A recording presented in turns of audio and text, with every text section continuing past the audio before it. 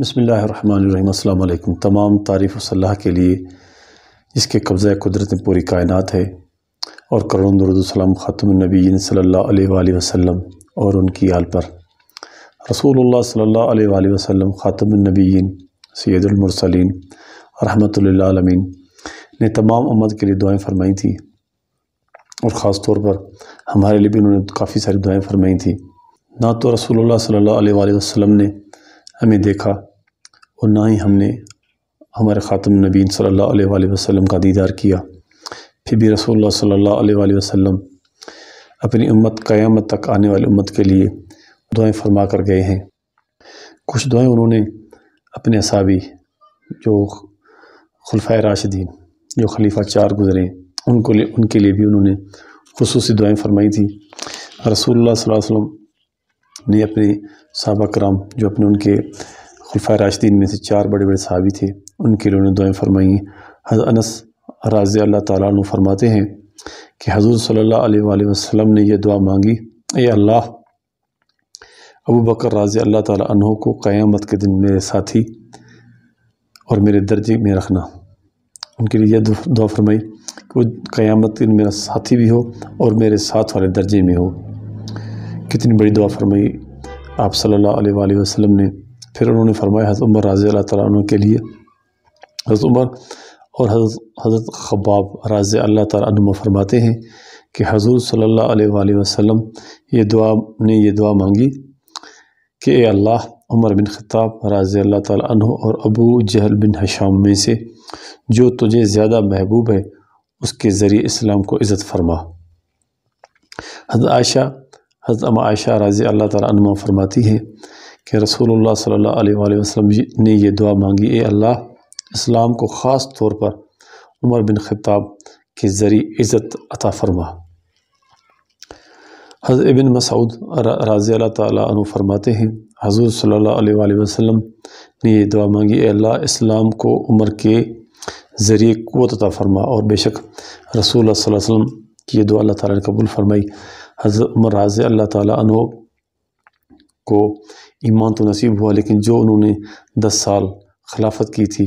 اس سے اسلام کو کتنی قوت ملی، اور کتنا اسلام پھلا اور پھیلا تھا، کتنی بڑی بڑی سلطنتوں کو انہوں نے شکست دی تھی حضرت عمر رضی اللہ تعالیٰ عنہ نے۔ حضرت زید بن اسلم رضی اللہ تعالیٰ عنہ فرماتے ہیں حضرت عثمان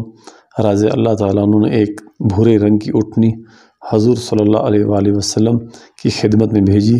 تو آپ صلی اللہ علیہ وآلہ وسلم نے ان کے لیے یہ دعا فرمائی، اے اللہ انہیں پرسلات سے آسانی اور جلدی سے پار کرا دینا۔ حضرت عائشہ رضی اللہ تعالیٰ عنہ اور حضرت ابو سعید رضی اللہ تعالیٰ عنہ فرماتے ہیں رسول اللہ صلی اللہ علیہ وآلہ وسلم نے یہ 3 دعائیں فرمائیں، اے اللہ میں عثمان سے راضی ہوں،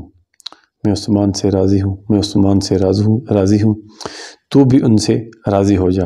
حضرت ابن مسعود رضی اللہ تعالیٰ عنہ فرماتے ہیں حضور صلی اللہ علیہ وآلہ وسلم نے یہ دعا فرمائی، اے اللہ عثمان کے اگلے پچھلے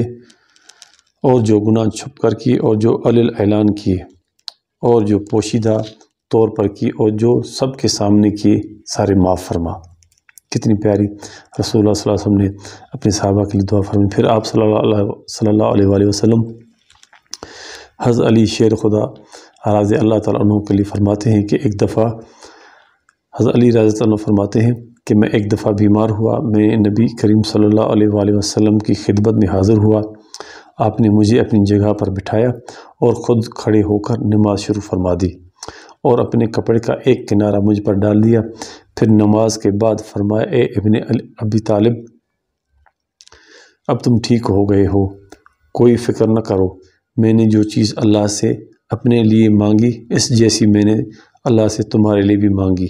اور میں نے جو چیز بھی اللہ سے مانگی وہ اللہ نے مجھے ضرور عطا فرمائی۔ بس اتنی بات ہے کہ وہ مجھ سے یوں کہا گیا کہ آپ کے بعد کوئی بھی نبی نہیں ہوگا، چنانچہ میں وہاں سے اٹھا تو میں بالکل ٹھیک ہو چکا تھا، اور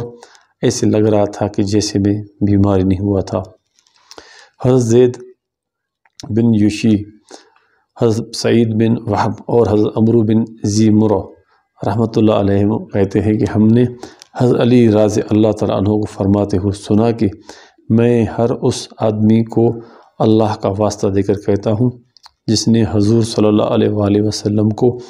حجۃ الوداع سے واپسی پر غدیر خم کے دن کچھ فرماتے ہوئے سنا کہ وہ ضرور کھڑا ہو جائے۔ چنانچہ 13 آدمی کھڑے ہو گئے اور انہوں نے اس بات کی گواہی دی کہ اس دن حضور صلی اللہ علیہ وآلہ وسلم نے فرمایا تھا کہ کیا میں مومنوں کے ساتھ خود ان کی جان سے بھی زیادہ تعلق نہیں رکھتا؟ صحابہ رضوان اللہ اجمعین نے عرض کیا، بالکل یا رسول اللہ صلی اللہ علیہ وسلم، آپ تعلق رکھتے ہیں، ہم سے ہماری جان سے بھی زیادہ تعلق رکھتے ہیں۔ پھر حضور صلی اللہ علیہ وآلہ وسلم نے حضرت علی کا ہاتھ پکڑ کر فرمایا، میں جس کا دوست ہوں یہ حضرت علی اس کا دوست ہے۔ اے اللہ، جو ان سے دوستی کرے تو اس سے دوستی کر، اور جو ان سے دشمنی کرے تو بھی اس سے دشمنی کر، جو ان سے محبت کرے تو بھی ان سے محبت کر، جو ان سے بغض رکھے۔ یاد رکھیں حضرت علی رضی اللہ تعالیٰ عنہ کے لیے رسول اللہ صلی اللہ علیہ وسلم کے کلمات ہیں جو انہوں نے فرمایا، جو ان سے بغض رکھے، جو حضرت علی سے بغض رکھے تو بھی اس سے بغض رکھ، جو ان کی مدد کرے تو بھی اس کی مدد کر، اور جو اس کو چھوڑے تو بھی اس کو چھوڑ دے، تو بھی اس کی مدد کو چھوڑ دے۔ حضرت ابن عباس رضی اللہ تعالیٰ عنہ نے حضور صلی اللہ علیہ وآلہ وسلم سے حضرت علی کے لیے یہ دعا نقل کی ہے کہ اے اللہ، علی کی اعانت فرما اور ان کے ذریعے سے اعانت فرما، اور ان پر رحم فرما، اور ان کے ذریعے سے دوسروں پر رحم فرما،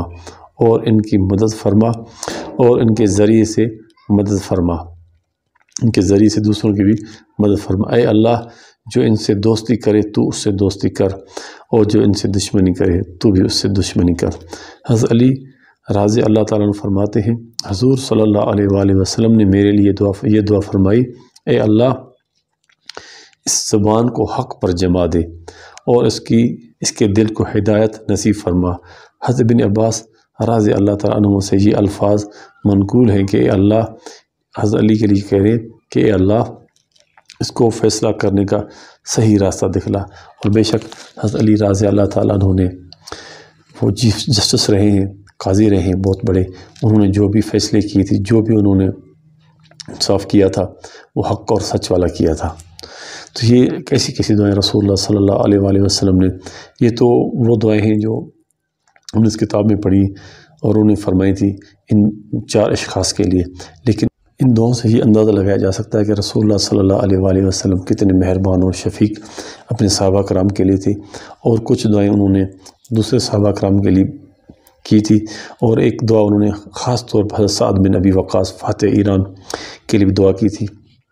کیا ہی زبردست رسول اللہ صلی اللہ علیہ وسلم کے لیے دعا کی تھی، وہ دعا انشاءاللہ اگلی ویڈیو میں ہم آپ کے ساتھ شیئر کریں گے اور ان کے بارے میں بتائیں گے کہ پھر ان کی دعا کے اثر سے اللہ تعالیٰ نے حضرت سعد بن ابی وقاص کو کن کن فتوحات سے نوازا تھا۔ امید ہے کہ آج کی ویڈیو آپ لوگوں کو پسند آئی ہوگی، انشاءاللہ اگلی ویڈیو میں ملیں گے۔ اللہ حافظ۔